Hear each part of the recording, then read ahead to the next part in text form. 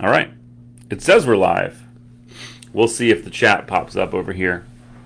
Good morning. Welcome to 2022. Today, there we go. It seems okay. Good morning. Today is Wednesday, January the 5th, 2022. It's a new year for all of us.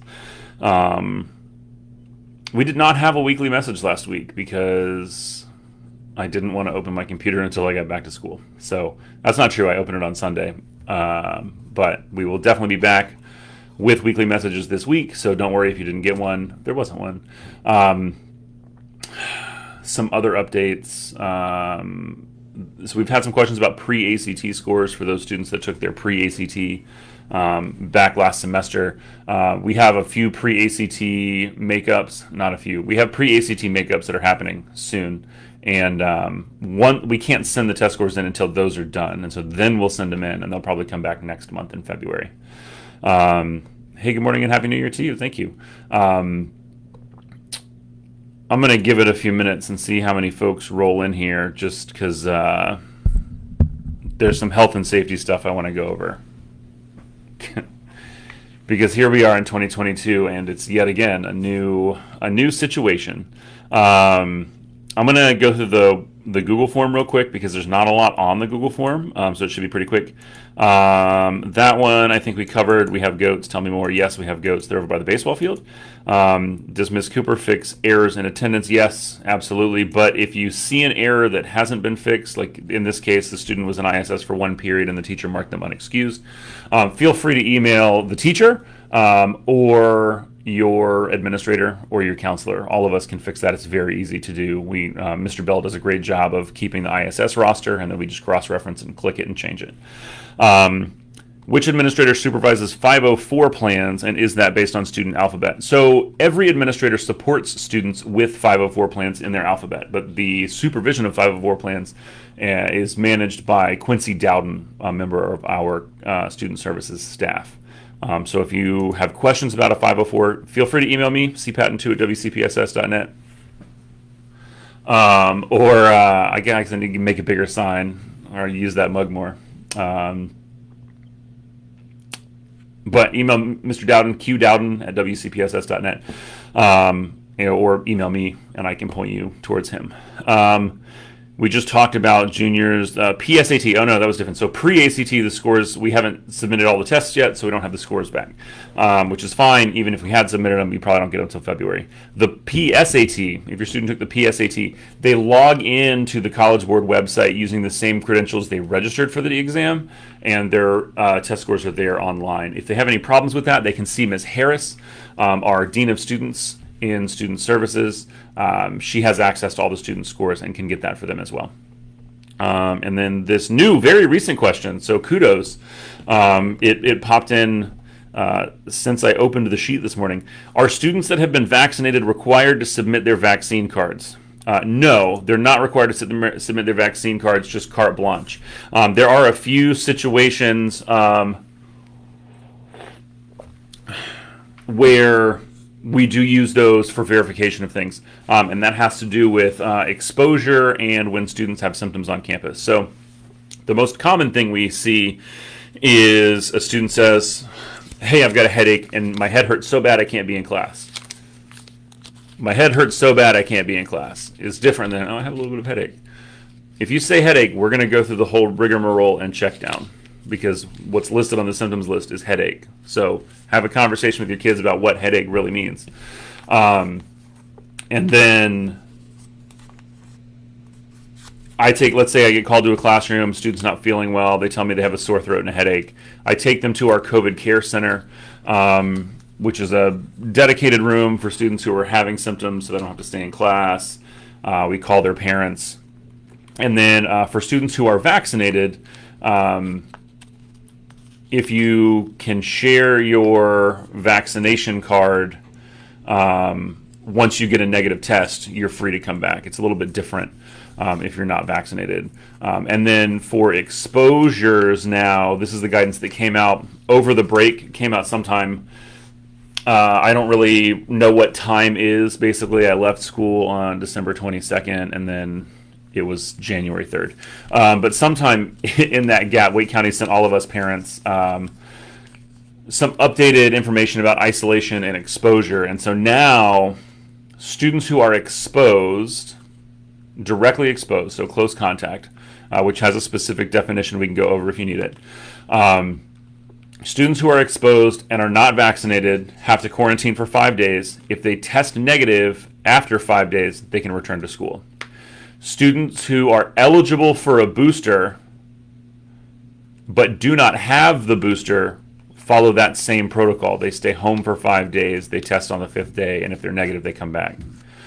Students who are fully vaccinated and have their booster do not have to isolate if they are exposed, as long as they don't have symptoms. So if you're exposed and you get a headache, if you're exposed and you start seeing any symptoms, you need to stay home. We have this week had a number of students, not like 3, but a number of students who have been picked up and their parents have said, oh, we were waiting on their test to come back and the test came back positive. If your student has an outstanding test, please don't send them to school. Because in several of those cases, those students were here all day, and I mean, Mr. Ship is calling us from his office at 8:30 p.m. multiple nights a week. Mr. Flowers is down in his office till 8 p.m. trying to follow seating charts and contact families and see who's exposed, who's vaccinated, who has to do what protocol. It's a lot. And the other piece of the puzzle is please, please, please talk to your kids about wearing their masks. We got a ton of kids who have it on and then don't wear it appropriately. Remember, Wake County Public Schools defines appropriate mask wearing as covering the nose, over the mouth, and then under the chin. We see the most common thing among students. Now, most students are wearing the blue disposable ones. A lot of kids seem to find that more comfortable. They love wearing it here under their nose, and more specifically, they wear it loose enough to where if I say, hey, please pull your mask up, they don't have to touch it. They just like duck their nose under it, and then as they walk by, they just pop it back out. So that's become really frustrating, especially as we learn new things. You know, I know we don't have verification that we're dealing with Omicron here specifically, but we know that these variants now are more contagious. And my goal is to keep kids and teachers in classrooms for learning. And to do that, it's going to take a commitment to these things. So there it is. But it is starting to get hard. It's starting to get hard to manage, and we definitely need parent help in having that conversation. We are going through... I stand in the junior lounge as students come in the morning, and I have to ask 8 or 9 students every day if they need a mask. They're just in the building. They don't even have one on them, and they have to go to the front office to get a mask. I know up front they're giving out 30 to 40 every morning, and most surprisingly, we give out 15 to 20 after every single lunch for students coming back after they leave campus for lunch. They leave it in their car, they break it, whatever. So we're, kids are now frustrated because the masks that we have aren't very nice. They are disposable, and they have these like disposable sort of gauze ear loops that break really easily. So sort of a plea, sort of some information sharing, but we want your kids here. It's been so good having everybody back. It's been so good having live performances and athletics. We've got some big stuff coming up, and I don't want that to get shut down because we can't wear a mask here during the day. Okay. That is it for the Google form. I'll leave it open and check it one more time here in a little bit. Curious why we have goats. That's an excellent question. Here on campus, we have a variety of animals. We have goats, we have chickens, we have a turtle, we have a variety of guinea pigs, mostly some rabbits, and is that a bunch of fish?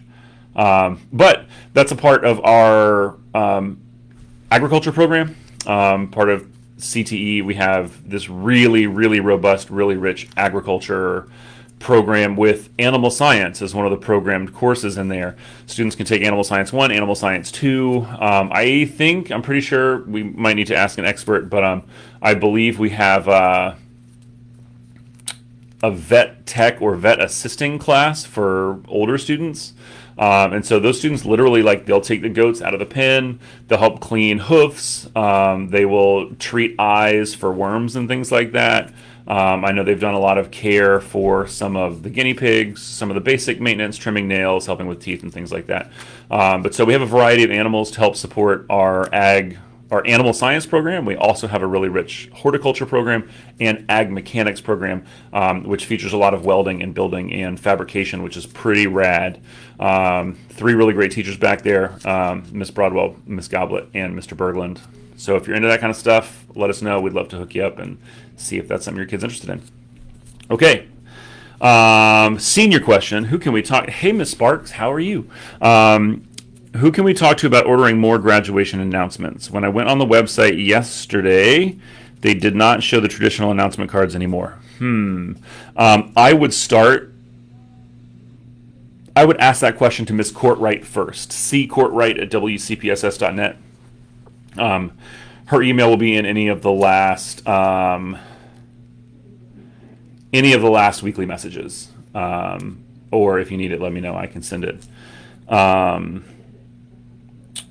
Sorry, I know we sometimes have some spotty reception, and it's a combination of what our connection here looks like and how folks are moving around town. If you're at home on your Wi-Fi, then it probably is our connection, and I'm sorry about that. The district has worked really hard to continue upgrading access and infrastructure for bandwidth and throughput. A lot of that infrastructure actually comes through federal funding through what's called the E-rate program. And so the district knows what demand there is, and they're trying to get more access points, but semiconductor shortage, it's actually really hard to get the physical access points even into the district right now. So we do have some hit and miss stuff there. Can you repeat again what the rules are if they have a vaccine and a booster? Okay, so there's a couple layers, and let me just pull this up.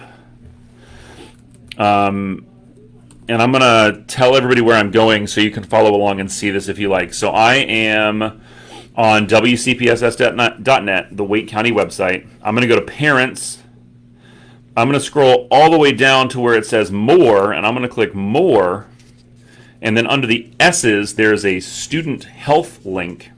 And when I click Student Health on the left, there's a bunch of options. One of those is COVID-19. And so we're just going to go through this real quick. The first thing is stay home when you're sick. And it says specifically here, you may not enter a WCPSS facility if you have been, A, instructed to quarantine, or if you are experiencing any of these symptoms: fever or chills, cough, shortness of breath or difficulty breathing, fatigue, muscle or body aches, headache, new loss of taste or smell, sore throat, congestion or runny nose, nausea or vomiting, diarrhea. We talked to a lot of kids who are like, I wasn't feeling that well, but I thought it would go away. It's important to know that the expectations from the district are you should not enter the building if you're actively experiencing any of those symptoms. So stay at home until you feel better. When students can return to school. So students who are not feeling well but do not have a COVID-19 symptom may return to school 24 hours after they feel better. If it's a fever, they have to have no fever for 24 hours without any assistive medication. But we don't need any documentation if it's not one of those COVID symptoms. Face coverings, distance, hand washing, eating. Hold on, I got to scroll way down. Where is it? Is it a link? I'm going to click the when to return document. Yes, here it is. So there's a link on that page I was just reading. It's wcpss.net/when to return. Here's when you can return. Let's see. Returning to school after diagnosis, exposure, or illness. You do not have to quarantine if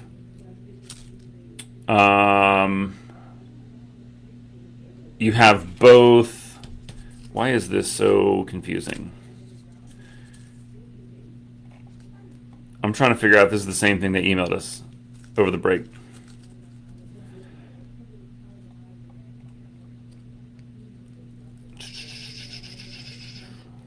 So the exposure, here's the new exposure thing. If you're exposed to someone with COVID-19 and you're not vaccinated or have not received a booster if eligible, You have to quarantine for 5 days. They begin on the day of the last known contact. After 5 days, test on day 5. Actually, it says should test on day 5 if possible. You complete 5 days of strict mask use when returning from a 5-day quarantine.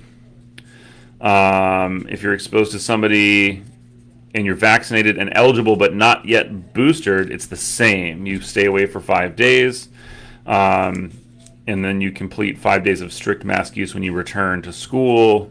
We should just be doing strict mask use all the time, and should test on day 5 if possible. If you're vaccinated and have received a booster, or you're not eligible for a booster, because that's some of our kids. They just, like, literally Monday approved it for 12 to 15-year-olds, I think.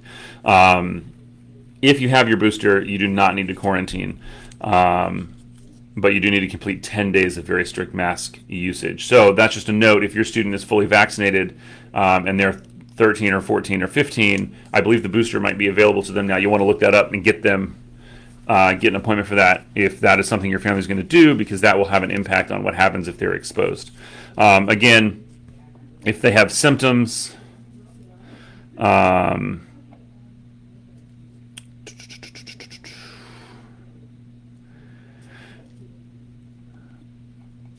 interesting. I'm gonna have to talk to the team about this and come back to it. But basically, if your kid is sick here, we'll walk through all this documentation with you and with them.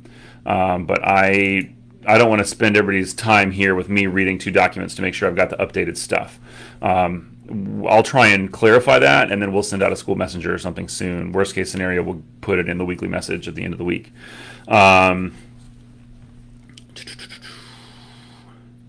When do teachers have to have second quarter grades in by? The quarter ends next Friday, the 15th.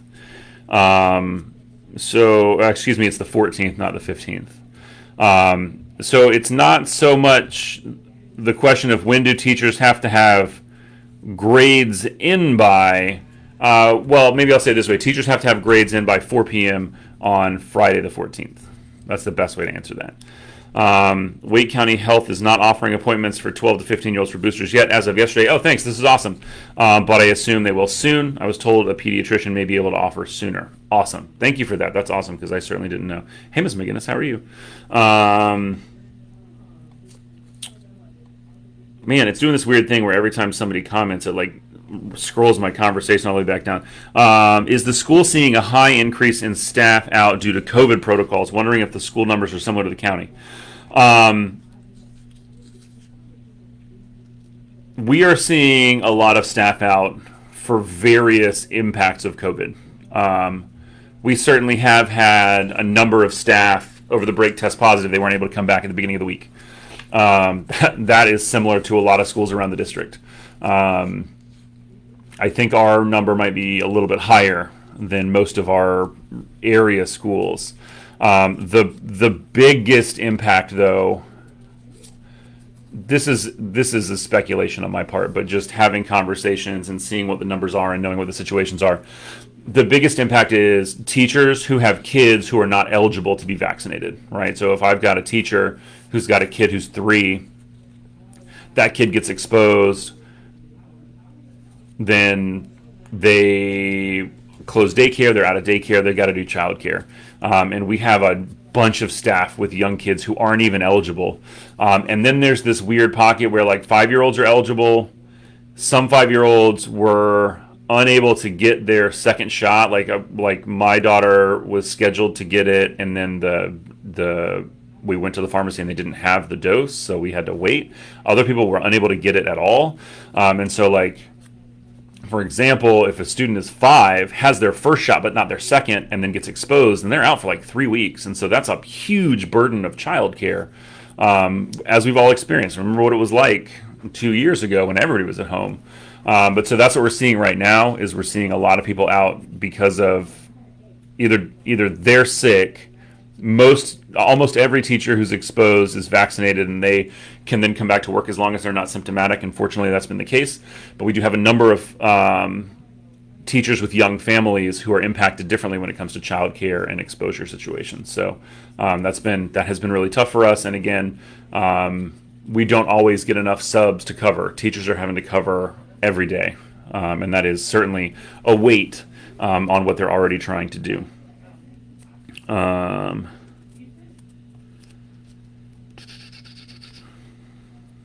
Oh, thanks, Ms. Green. That's awesome. The sign off for the CDC might be today, and then they'll become available soon. So, just to put that on your radar for parents of 12 to 15-year-olds, that should be coming. You want to have your ear to the tracks on when that's going to be available in the area. How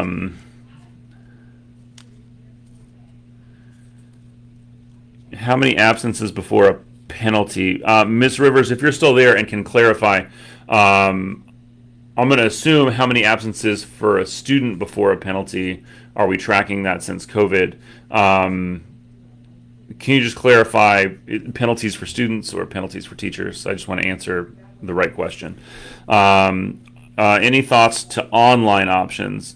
Miss Checkaway, if you're online, I think you mean like online options for everybody. That is way, way above my pay grade.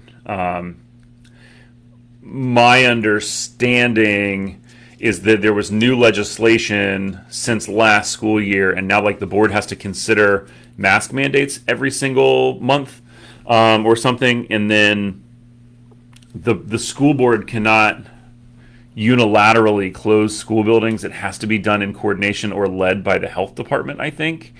There was a change there. I don't understand it. I mean, the school board has an attorney that helps them understand it, and that's like many layers of understanding from me. So I don't know that I'm super qualified to answer that question.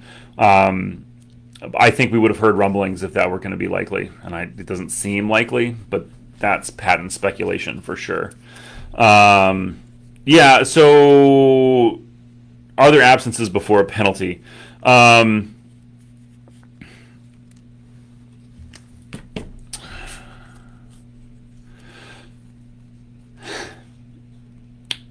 It's kind of tricky because in the land of penalties for absences, there aren't all that many.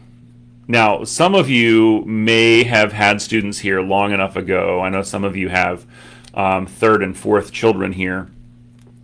Some of you may have had students in North Carolina schools long enough ago to remember when students could get an FF. You would actually fail a class if you missed too many days. And students would actually have to come make up the actual hour for hour time if they wanted to have a chance to pass a class. Like at my last school when I worked in Brunswick County, we would always have this group of students who over Christmas break or after school got out during exams, they were staying at school till 5, 6, 7, just helping do projects, to be on campus for the hours that they missed so that they would even be eligible to do makeup work to pass a class. The FF rule got taken out in, I want to say like 2012, 2013. And so there is no impact on academics from like an attendance mechanism standpoint. There's no, oh, this kid has 10 absences, they fail. There is no, this kid has 10 absences, this. The things that matter for attendance are prom, athletic eligibility is probably the biggest. Students have to be here a very specific number of days in order to be eligible to play a sport. And it's a big enough deal that like Coach Bunting has to work with coaches to run like formal reports on attendance for each student to make sure they're eligible. We do that for attendance and grades for student athletes. If students have a lot of absences, we'll disqualify them from prom. I think the state's perspective from like a DPI legislation standpoint is that if a student's missing a lot of days, they're probably missing a lot of work and they're probably failing the class anyway, so we don't need to just fail them because they missed. The good news is we've had a lot of practice in hybrid environments and having to respond to kids who are in and out. And so many teachers have developed really great mechanisms for being able to support students if they have a lot of absences. Because of COVID, we track all student absences anyway through PowerSchool. So like I can look up your student, I can see every single period that they were marked absent, marked quarantine, marked suspended, whatever. We have codes for that, and I have this whole big grid, and I can sort of understand the story of what might have been happening in a student's life. And that we use that a lot. If I'm working with a student who I don't know very well, and they're like, hey, I don't know how I'm going to get caught up. And I can look and see their absences. I'm like, oh, yeah, this is hard. You were out sick here, and then you had a family emergency here. So let me work with your teachers on what we can do. But there aren't a lot of formal hardline penalties. Now, if you're under the age of 16 in the state of North Carolina, there is still compulsory school attendance, so you have to be here. But that's about the story on attendance and penalties. Why would the kids have to move to the auditorium for their class if they have a sub? Yes, this is nobody's favorite solution, but it works like this. I don't know how many classes are in the auditorium today. The district has fortunately funded every school to have what they call a school-based sub. So we have one sub that we hire every day. Their whole job is to just cover classes that we need covered. We have so many more absences than we are able to get subs for right now. We just don't have subs taking the jobs when teachers put in that they're going to be out. And so what happens is we sometimes have to combine 2 classes or 3 classes and move them to the auditorium so that we can have an adult provide supervision in a space. But the auditorium is one of the only spaces that's big enough that doesn't have all these very specific health requirements like the cafeteria does. So if your student has to move to the cafeteria, it's because that teacher didn't get a one-to-one sub, and we're having to combine that class with another class that didn't get a one-to-one sub. That being said, the sub that we have in there is awesome, and he coordinates very specifically back and forth with teachers. He's great about, all right, so-and-so's class, come over here, I'll be with you in a minute. So-and-so's class, come over here, here's what you need to do in Canvas, X, Y, and Z. So the kids absolutely are getting exposure to the stuff they need. They have the materials there. It certainly is an opportunity where if they want to sit there and not do work, they could. It's certainly an imperfect solution, but our first job is safety and supervision. And so just to make sure that those students are safe and supervised means we have to combine classes and put them in the auditorium. Are y'all still having the Winter Bash dance? At this point, yes. It is on the schedule for February 5th. Tickets will be sold online. There are a finite number of tickets, and I know I've heard that some parents are concerned that the number of tickets available is very low.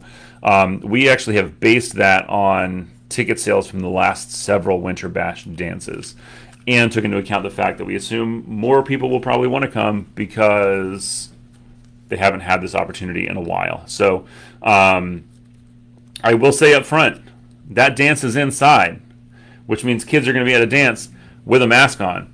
And because it's an after-school event, I absolutely believe I will probably be asking kids to leave and get a ride because they can't keep their mask on. Just like at football games, if kids can't follow expectations, I will ask them to leave.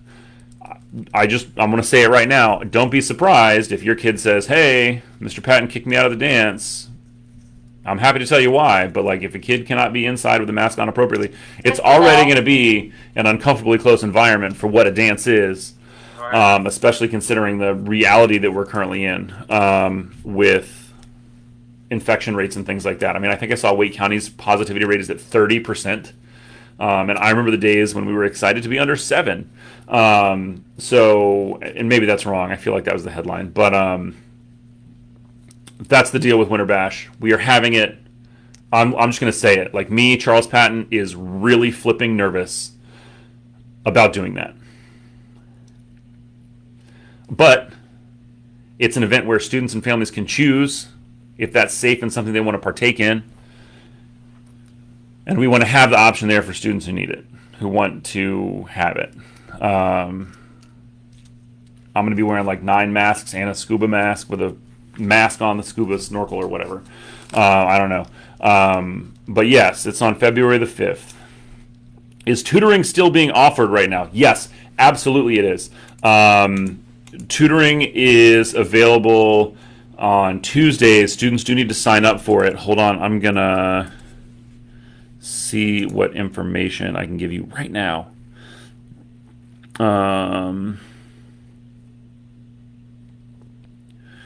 Let's see. It looks like it doesn't start until January. Is that true? Tuesday and Thursday. It's every second and fourth Tuesday. Tuesday is math. Thursday is humanities. What is the easiest way for me to put this in a chat? What I really need is this. Here it is, right here. Sign-ups for tutoring are going to be right here in the chat. Tutoring sign-ups. But also we have Dr. Sturdivant is running this really awesome thing. I think there might be one today that we will start including in the weekly message for sure. So yes, today, Wednesday, January the 5th, from 2:30 to 3:30, they're doing like a study skills session. They go over the approaches to learning for the IB. How do what is a student's particular learning style, when they might need to utilize different skills that don't feel natural to them, with that considered. Lots of really cool stuff. It's not content specific, but it is skill specific. And for a lot of our students who were at home for a while, that executive functioning of the brain knowing how to do school is where we're seeing a really big gap right now. It's not that kids can't learn, it's that they forgot, oh yeah, I should actually write down and take notes. Us as adults take a lot of that for granted because we have decades and decades of like, oh, I should write this down. We had kids at home for a year and a half who didn't have to write it down because it was on a computer, and now they're back at school and nobody has said, hey, you should probably write this down. And so we're trying to remember some of those little things because that executive functioning is a huge gap for us right now. So let me put that in here as well. I am sorry that this one is so last minute today, but if your student's interested in that, text them, sign up here. That's in the Media Center after school today, 2:30 to 3:30. Let me go through... Wow, 57. Hey, everybody, 57 of us. Tell your friends. I know at the end of the year I got a little loosey-goosey about it, but we will get these videos uploaded to YouTube as well for people that need to watch it after the fact. It'll be on Facebook and on YouTube. But if your friends ask, they do not need to have a Facebook account to watch the video. I think they do have to have a Facebook account to be in the chat. Let me make sure I got all these questions. Absences, CDC,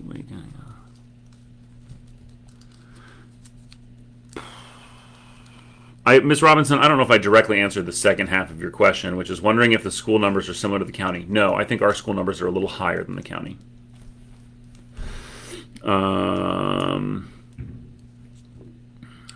Okay, yeah, I think I got everything there. So I'm going to do a last call. No, Miss Adams, I would have them register. Let me go back and look at this email to make sure.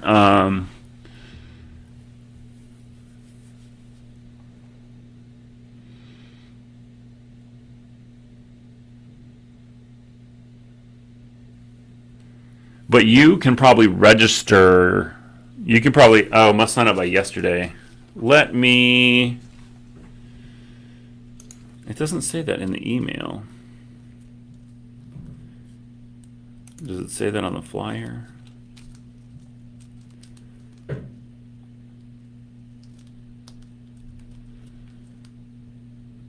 Yes, register no later than Tuesday. Okay. So it might be too late for that one. You could have your student email Dr. Sturdivant. I will...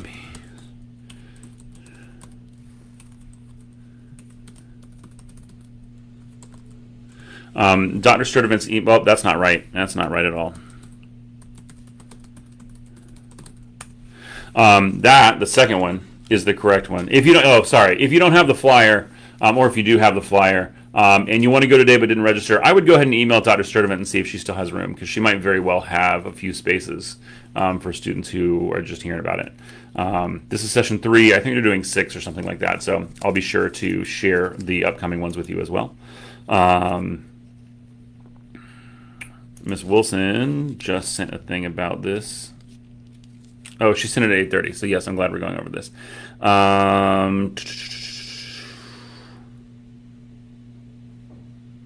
Okay.